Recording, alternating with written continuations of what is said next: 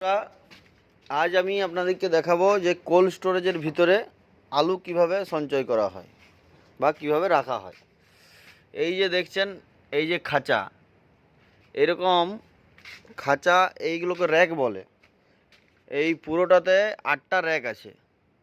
8টা rack আছে, এক একটা র্যাকাতে 72টা করে খাঁচা আছে। সেই 72টা খাঁচায় মাল ধরায় 25,000। তো যেসব ব্যবসায়িক বা আলু চাষিরা আলু রেখেছে তাদের নাম এবং নাম্বার, এই যে নাম্বার দেওয়া আছে, এই নাম্বার ধরে আলুটি এখানে রাখা হয়। তারপর যখন সেই বন্ড নিয়ে আসে, সেই বন্ড ধরে সেই বন্ডের কি নাম্বার আছে সেই নাম্বার দেখে আলুটি নিচে নামানো হয়। এই যে দেখতে পাচ্ছেন, এইভাবে আলুটি রয়ে। এই যে এগুলোকে প্যাসেজ বলে, মানে প্যাসেজ, রাস্তায় যে মালটা রেখেছে একে প্যাসেজ বলা হয়। প্রতিটা র্যাকে মাল আছে ফুল লোড।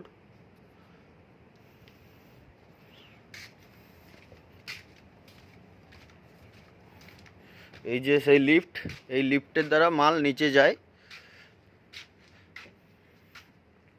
এখান থেকে যারা শ্রমিক কাজ করে, এখান থেকে মালটা নিচে এই লিফটে দিয়ে দিলেই মাল নিচে চলে যায়। আর লিফট সব তালায়, এটা 4 তালা স্টোর, প্রতি তালায় লিফটকে ব্যবহার করা হয় যখন মাল নামে।